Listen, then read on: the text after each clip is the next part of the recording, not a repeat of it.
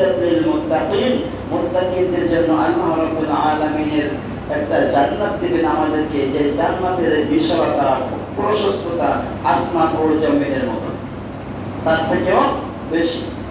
যে সর্বনিম্ন ছোট জান্নাত পাবে সেও দুনিয়ার 10 দুনিয়া সমান একটা জান্নাত পাবে। তাই সর্বোচ্চ মাকাম জান্নাতুল ফেরদাউস যাকে আল্লাহ তাআলা দিবেন, তাহলে বুঝেন এর জায়গা কত হবে আর একে আল্লাহ রাব্বুল আলামিন কতটুকু নিয়ামত দেন চিন্তা করা যায়। সর্বনিম্ন যে ছোট জান্নাত পাবে সেই জান্নাত হবে দুনিয়ার 10টা মিলালে যতটুকু জায়গা হয় আল্লাহ রাব্বুল আলামিন ওই বান্দার জন্য সেরকম ব্যবস্থা করে রেখেছেন। এই জন্য জান্নাতটা পেতে হলে আল্লাহ রাব্বুল আলামিনের গোলামি করতে হবে, যেইভাবে আল্লাহ রাব্বুল আলামিন চান, যেইভাবে নবী করিম সাল্লাল্লাহু আলাইহি ওয়াসাল্লাম আমাদেরকে দেখাই দিয়েছেন পথ, তার পথ দেখাই দিয়ে গেছেন রবকে কিভাবে পেতে হবে, রবকে পাওয়ার লাইন কোনটা, সিরাতাল মুস্তাকিমের পথ কোনটা। নবীজি সাল্লাল্লাহু আলাইহি ওয়াসাল্লাম তিনি সাহাবায়ে আজমাইন তাদেরকে হাতে কলমে শিখিয়ে দিয়ে গেছেন। আমরা ওই হাদিস অনুযায়ী কোরআন অনুযায়ী আমল করে আমরা আল্লাহ রাব্বুল আলামিনের নৈকট্য হাসিল করতে চাই ইনশাআল্লাহ। 21 নম্বর সূরা সূরাতুল আনবিয়ার 35 নম্বর আয়াতে আল্লাহ রাব্বুল আলামিন বলেছেন, কুল্লু নাফসিন যায়িকাতুল মাউত ওয়া নাবলুকুম বিশ-শাররি ওয়াল খায়রি ফিতনাতান ওয়া ইলাইনা তুরজাউন। আল্লাহ রাব্বুল আলামিন বলেছেন প্রত্যেকটা প্রাণী মৃত্যুবরণ করবে, প্রত্যেকটা প্রাণী মৃত্যুর স্বাদ আস্বাদন করবে। ওয়া নাবলুকুম বিশ-শাররি ওয়াল খায়রি ফিতনা। আর আল্লাহ রাব্বুল আলামিন প্রত্যেক প্রাণীকে, প্রত্যেক মানুষকে আল্লাহ রাব্বুল আলামিন পরীক্ষা করেছেন, ভালো এবং মন্দ দিয়ে পরীক্ষা করেছেন।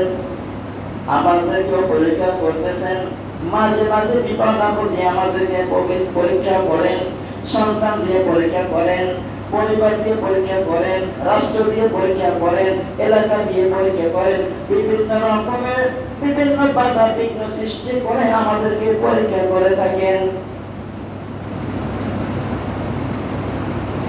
সুম্মা ইলাইনা তুরজাউন।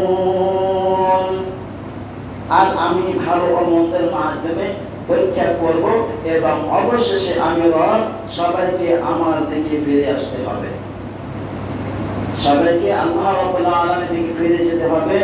আপনি আমি হাজারো চেষ্টা করলেও আপনি আমি বেঁচে থাকতে পারবো না, পারবো? কখনো সম্ভব নয়।